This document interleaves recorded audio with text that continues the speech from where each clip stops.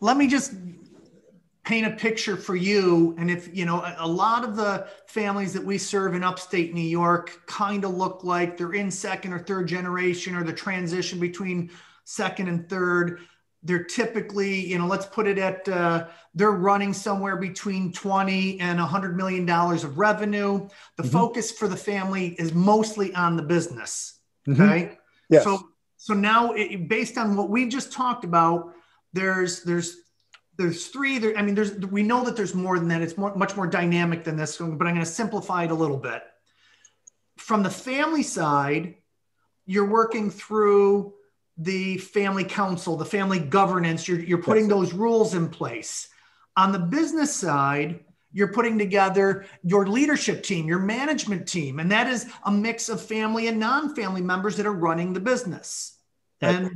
And then on the ownership side, you're talking about who is the board of directors, right? So now we have that picture for people. I'm running a family business where I have the vast majority of the members happen to all be family.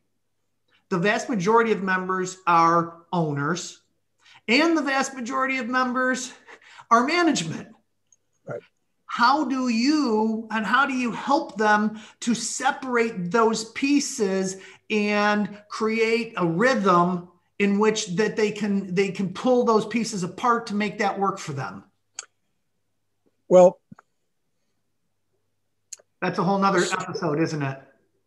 It is. And I'm going to try to offer a reasoned answer.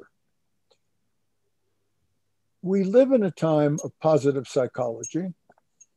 We live in a time where industrial organizations have developed multiple means of discovering our talents, not our weaknesses, discovering our talents.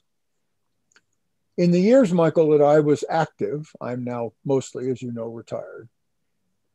I was one of the earliest people in this field to ask families to do three things once they decided they wanted to go on a long journey. That, by the way, that's a conscious decision.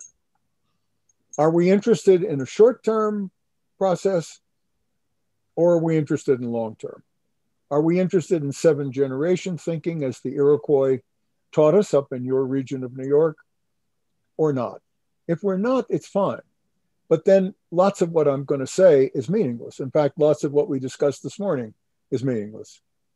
If, on the other hand, a family does want to adopt 7-generation thinking, it does want to decide when the proverb comes true, the short sleeve proverb, hopefully many, many generations into the future, then one of the early things that it does before it starts making big decisions, it stops. And it says, what do we need to learn about each other that modern positive psychology and industrial psychology can enable us to know about each other as real resources to this process that we don't know? So very often, Michael, with those families, I would ask them to do a learning styles assessment. How do we learn? Because if we're going to process thousands of facts and information pieces over the next 100 years, the first thing we have to know about each other is how we learn. Because the one thing we know is once we have 5 or 6 people making joint decisions, at least 2, if not 3 different learning styles will be their special way of learning. Second, work styles. Which piece of work do we most want to do? I won't go into it in detail, but there are 4 different quadrants, as Jung pointed out, of actually how we like to do work.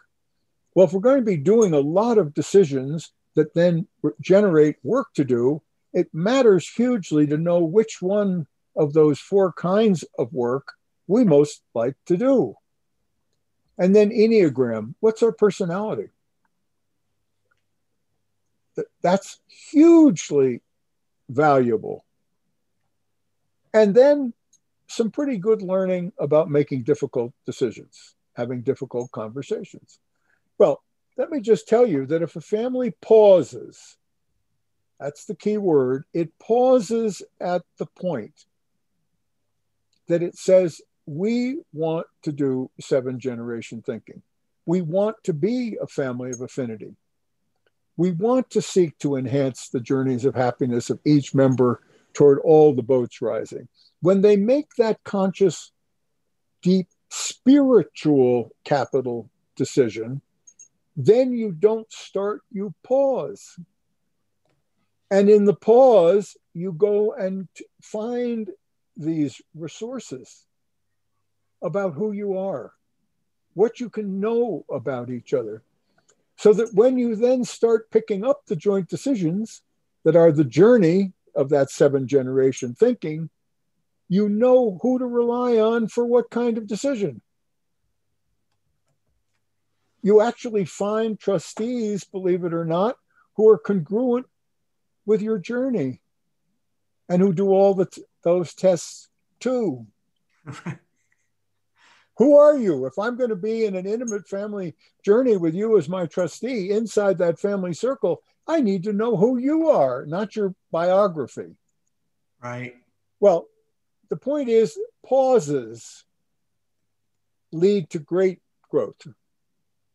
Skipping the pause means greater disassociation and cognitive dissonance. Pauses are critical. But it's first awareness. Oh, this is not a flat 3 circles, it's spheres, and they're dynamic, and they're moving all the time, and they've got lots of different people inside them who keep changing. Wow. Oh, that's something big to think about. And then this large sphere of the whole family journey that surrounds it, pauses, important pauses. One of the great things about COVID is that I've seen are the families that are doing really well and are going to do generationally well have used COVID as a time of understanding that they're out of the river they were in.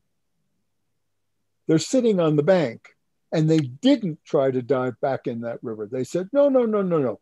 Let's sit here and learn. Because that river is not the same river when we get back in it. It changed. And we're not the same either. Pause.